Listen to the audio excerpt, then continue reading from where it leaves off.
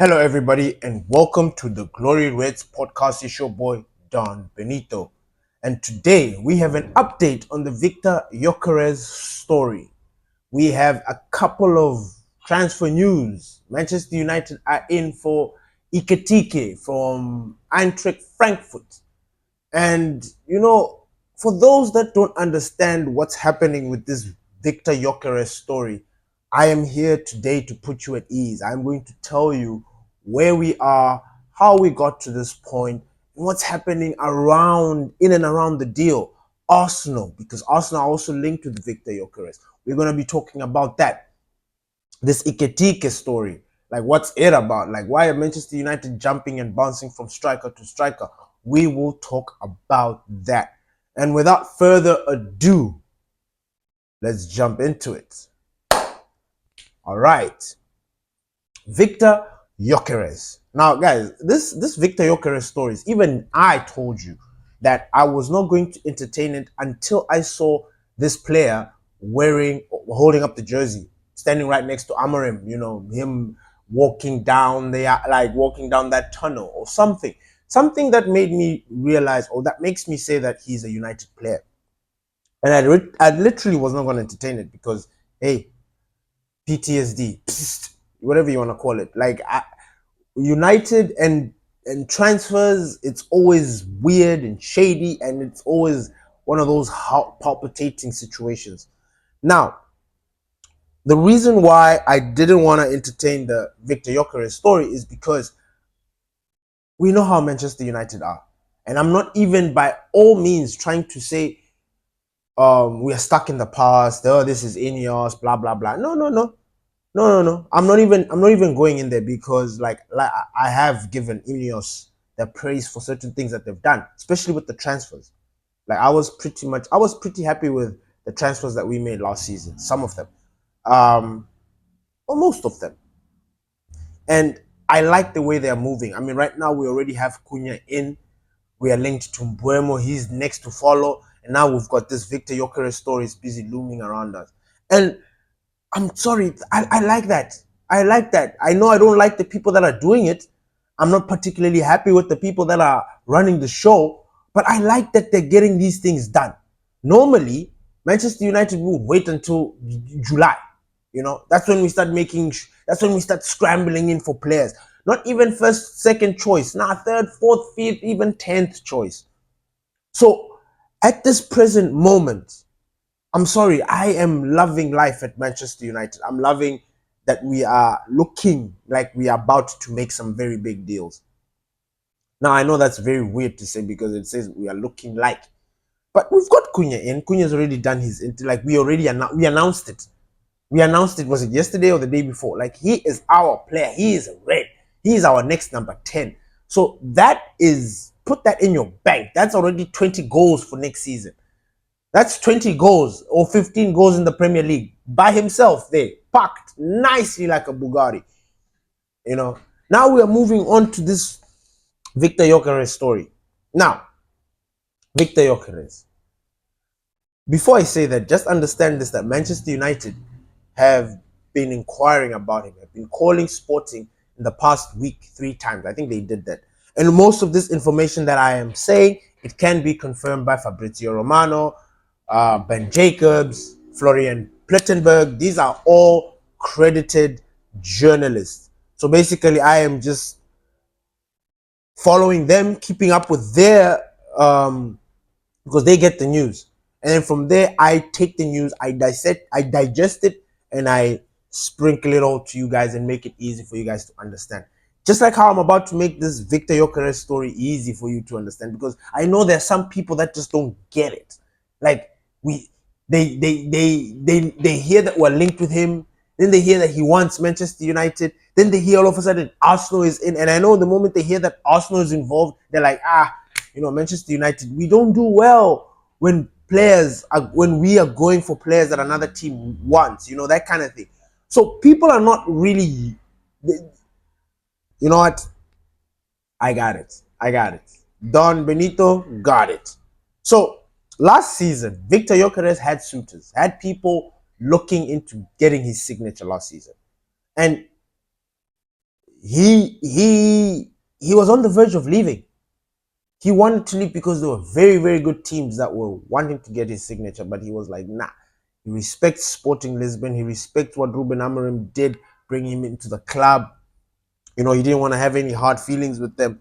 So he basically spoke with them, and they had a gentleman's agreement. Now, a gentleman's agreement is obviously they didn't sign, like nothing was put to paper, because I don't think, gentlemen's deals usually, or agreements usually handshake, and we are conversating. It's never anything put down to pen. So he agreed with the club and the president that, look, I will stay for one more season. I'm gonna give my best. I'm gonna do everything. I have got teams out there that are looking to sign me. You see. So he had this agreement with them that, look, they're going to put a release clause in his contract that will allow him, if a team, great suitor, are looking into signing Gyokerez next season, the club should trigger that release clause and allow him to go. That was the idea. That was what they agreed on. And thus they said, yes, Victor Gyokerez went on to go and win the Portuguese league and bag the amount of goals that he did. Now, he's done all he has done. He's respected the club. He has done everything that he said he would do. In that agreement, a gentleman's agreement, all of a sudden the president of Sporting Lisbon is like, nah, big man, you are too, like, we can get some cash from you. Like, nah. He's now refusing to trigger that release clause, and he wants 100 million or 80 million. Like, he wants more than what we will pay for that release clause. And this has pissed Victor Gyokerez off to the point where he's like, look, so this is how you guys want to roll? Cool. I'm not coming back for preseason, and you guys, I will never play for your club again. Now, I am not sitting here and saying that that is good, because you know me. I do not tolerate players that go against the club, that just misbehave. Like, I am not all about that. But I don't support Sporting Lisbon. I don't know what their behavioral conditions or whatever it is, that, like, behavior. Like, I don't know how it is out there. But based on what I have read, I don't think there's anything wrong with what Victor Gyokerez has done. And in a sense, I support him. Because, hey, by the way, this guy wants to come to United. He wants to leave the Portuguese league. Yes, we've heard that he wanted to go to the Champions League, wanted to play for Champions League football. But apparently that has been debunked. That has been debunked. As long as we can pay that 60M, Victor Gyokerez can come to us. And remember, he was resurrected. He was turned into the beast that he is by our gaffer.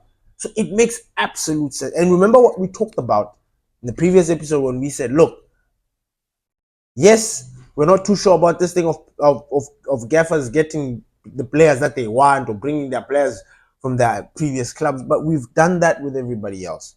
Give him the same opportunity. Give him the same opportunity to bring Gyokerez in. And then we see what's going on. So now this Victor Gyokerez situation, this is where we are. Now, Victor, as we speak right now, is on holiday. He is threatening not to come back for preseason for Sporting Lisbon. And as I said, it makes sense because they had a gentleman's agreement. Victor Gyokerez last season could have left Sporting Lisbon for whatever amount of money he could have left for. He could have. And the fact that Sporting Lisbon, the Sporting Lisbon president is reneging on something that they'd already spoken about is not fair. And this is where I can see why he will retaliate. Do I say it is a good thing, or do I agree with players that retaliate? I mean, circumstances, people. Circumstances, different circumstances call for different measures. And I believe this one is one of those. Like, honestly, Sporting Lisbon wouldn't have done what they done if Victor Gyokerez had left. Do you understand what I mean? Like, this was one of those things, like, it was a win-win. Everybody won. Sporting won, Victor won. But then why are you trying to change the whole situation for Victor? Now, there's a team in London called Arsenal. that apparently are in for Victor Gyokerez. Now, I've been monitoring this situation and I've been reading it, and you know what? I've just come up with my own thoughts. And you know, it's so weird. Arsenal last season needed a striker. They needed a striker so badly, it never happened. Now the season is over, transfer window is open. Now all of a sudden, all the strikers are for Arsenal, and I completely get that.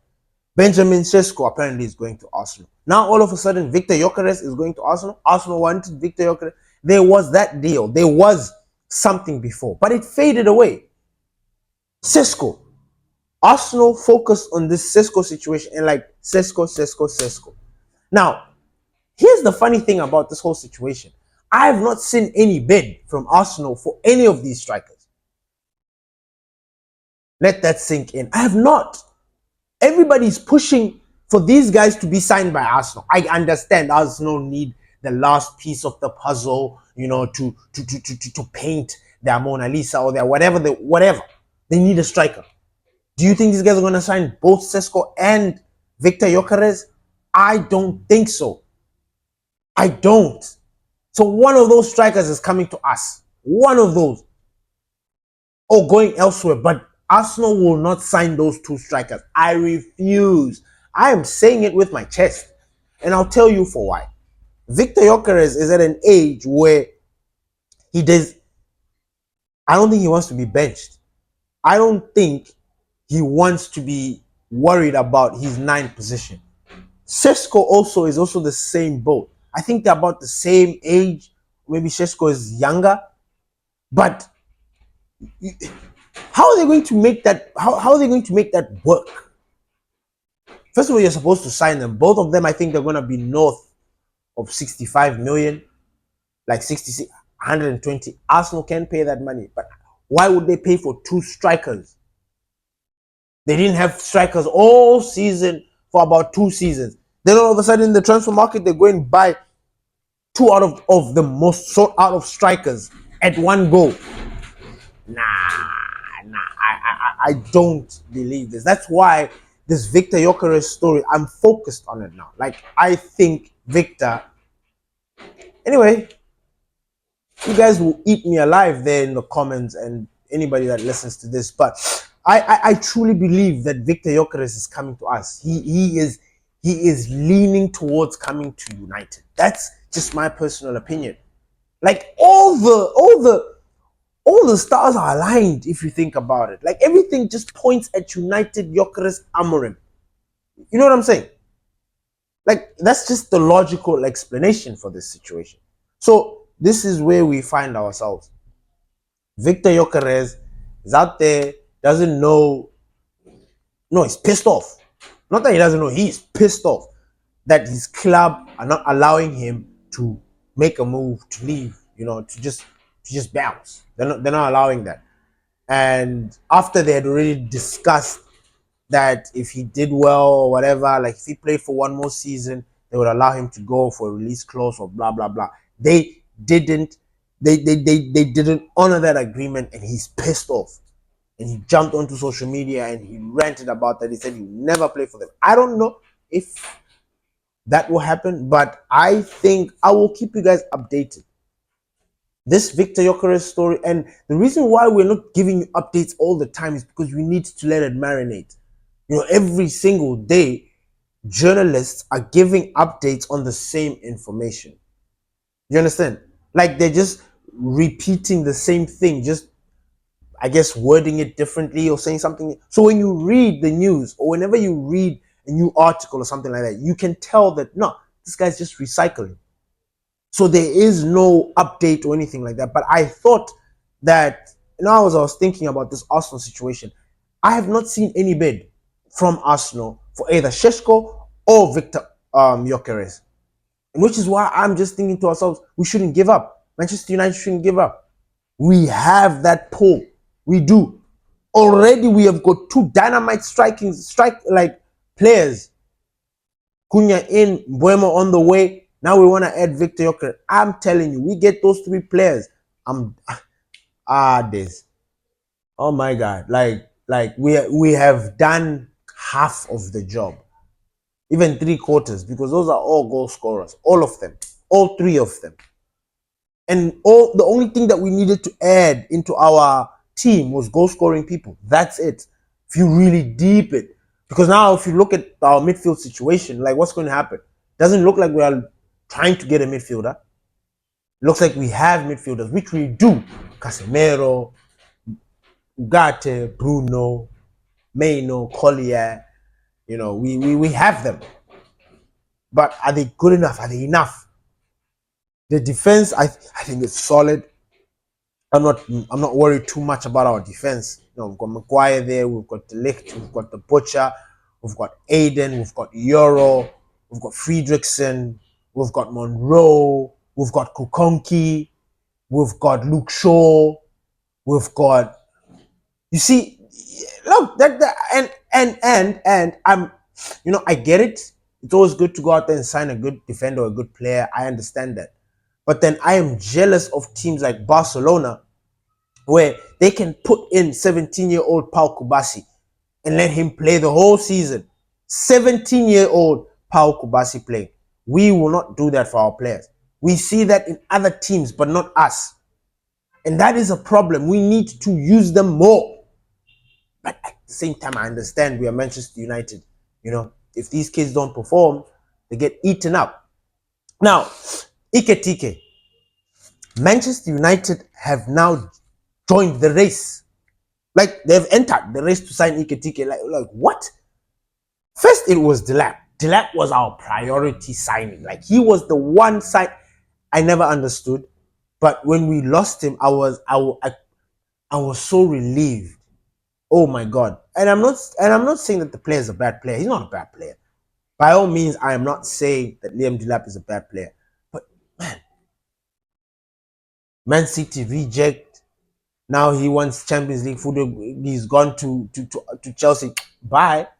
Then Victor Gyokerez. And then Iketike now. There was Mose Ken.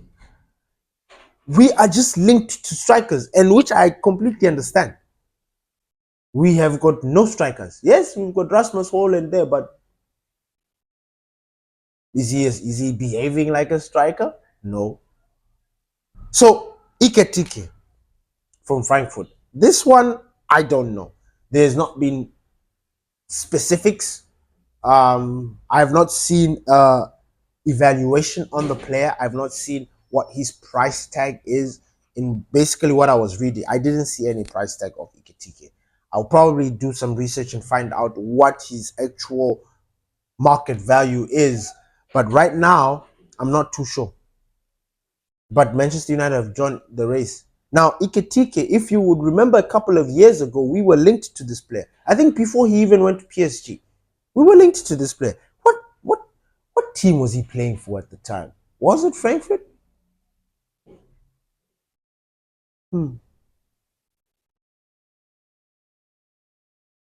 What team was he playing for?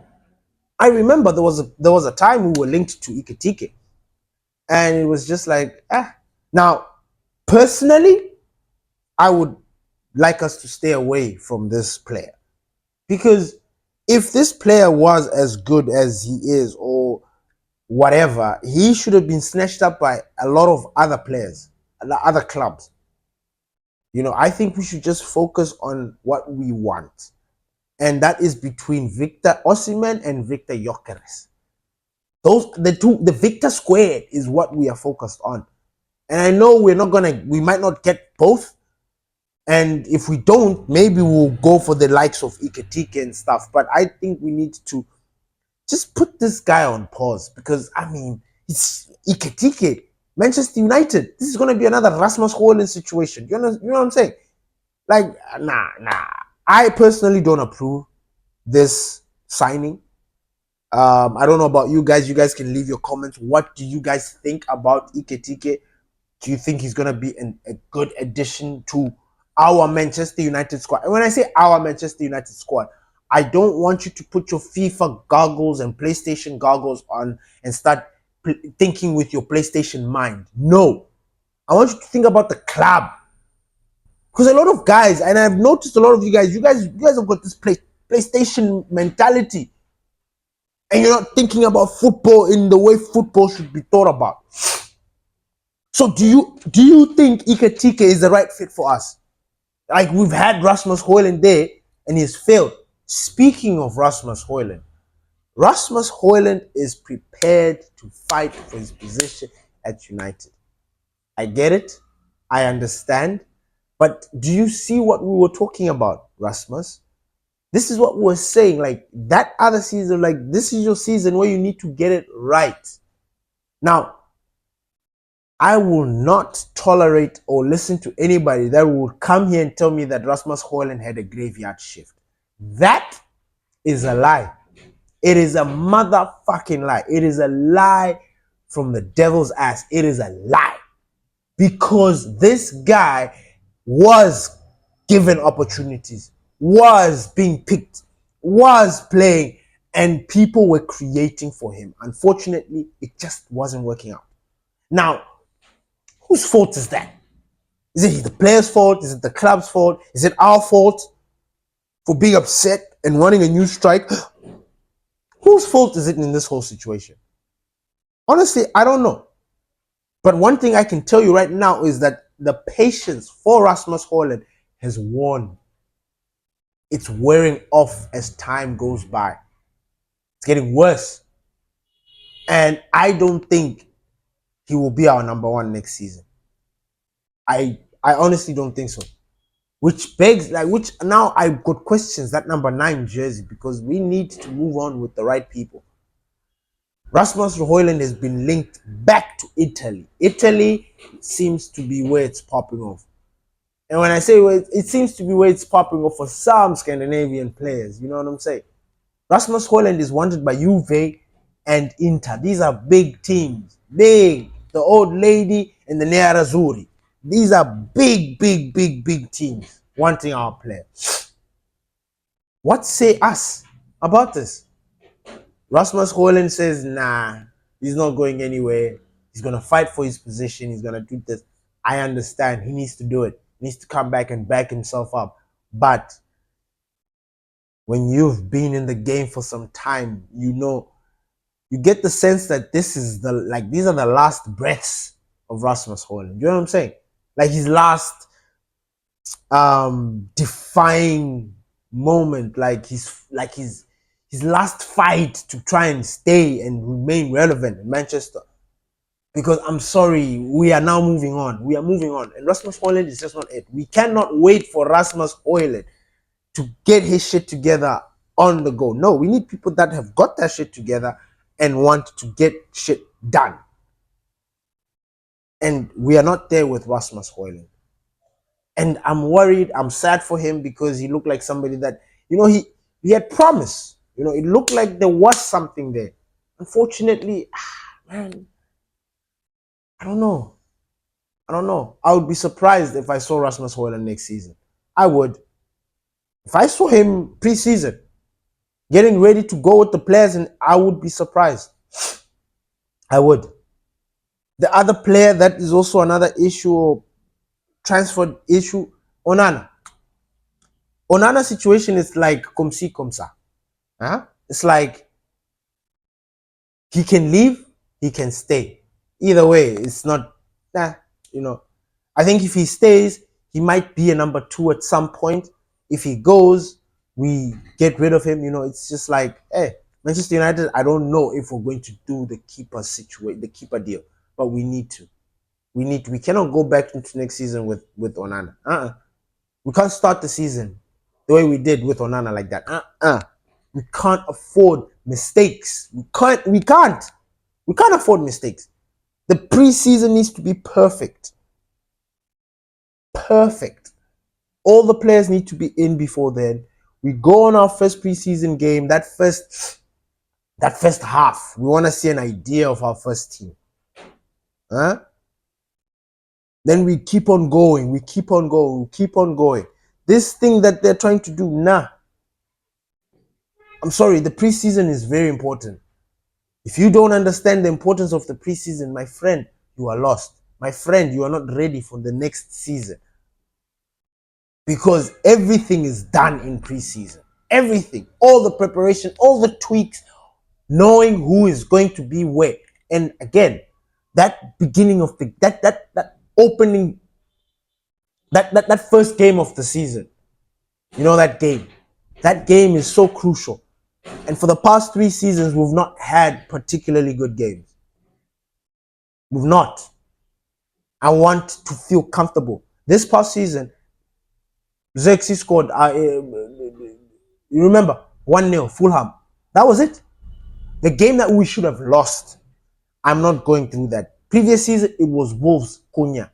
The other season, I forgot who it was, but we were all in these very strange predicaments opening season. I'm not used to that.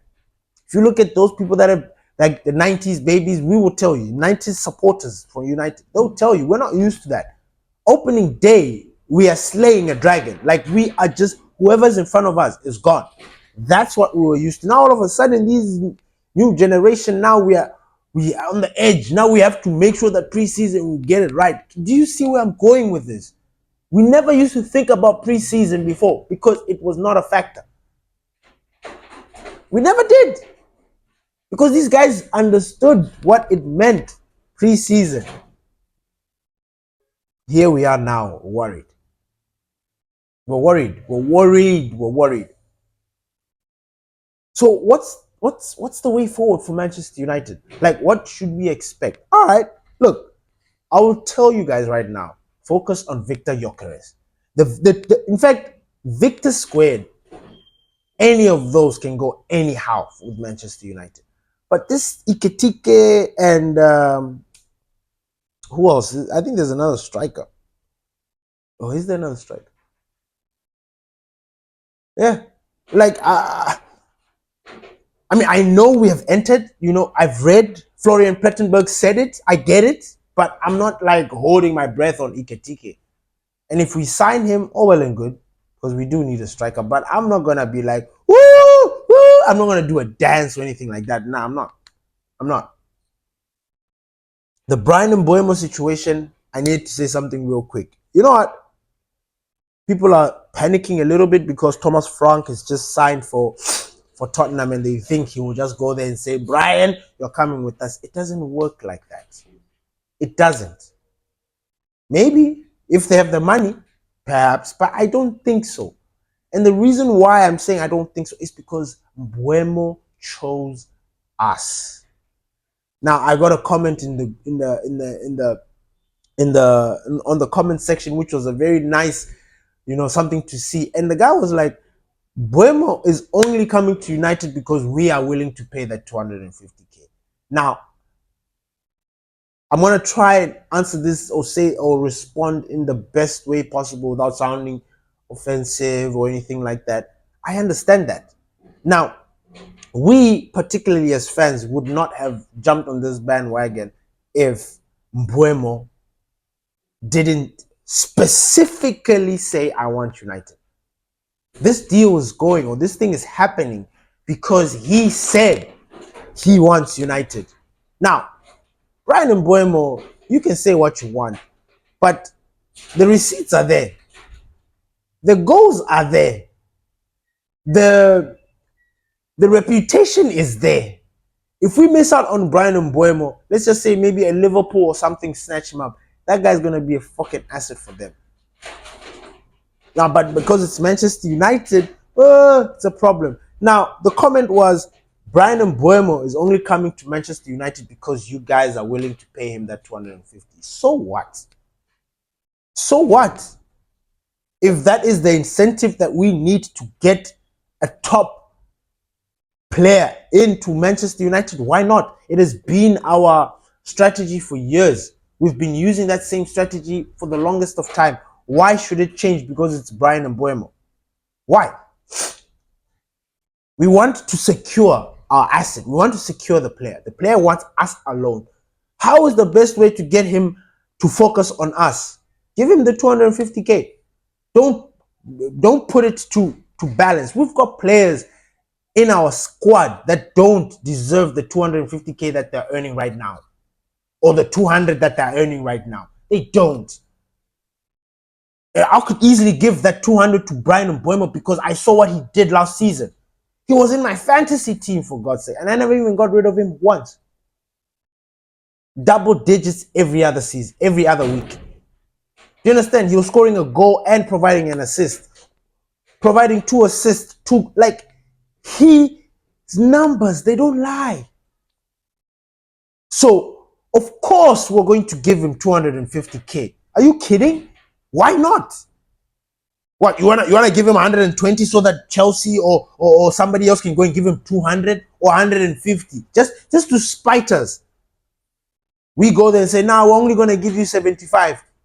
Then Chelsea comes and like, "We'll give you 80," just to take a piss. We want to secure the player. We want the player to focus on us. He only wants us. We wanted players, and here's another thing that just drives me crazy. We wanted players that want to play for United.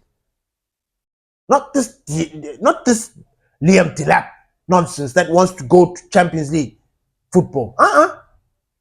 And our gaffer said it. We only want players that want to be here with us. Now all of a sudden miss me with that. Miss me with that. So of course we're gonna give Bryan Mbuemo that 250, but it has still not been disclosed. We still have not yet signed the player. Our second bid in, we're waiting for that. The bid goes in, Brentford decides, then we'll start getting an idea. Once Bryan Mbuemo starts making his way to United, I think that's when you will start knowing how much he's earning. He will earn. But right now, we don't know. So saying, United are going to give him 250K, I understand that. But then how else can we secure him? Please leave that in the comment. How else can we secure him without any other team coming in there and giving him a better offer? Slightly better, but just because they can, you know what I'm saying? Like, that's the situation that we're in. Thank you everybody for listening to the Glory Reds podcast. It's me, your boy Don Benito.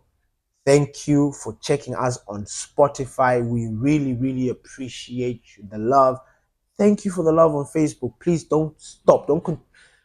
Continue to spread the word. Continue to share this video if you enjoyed it. It's me. Peace.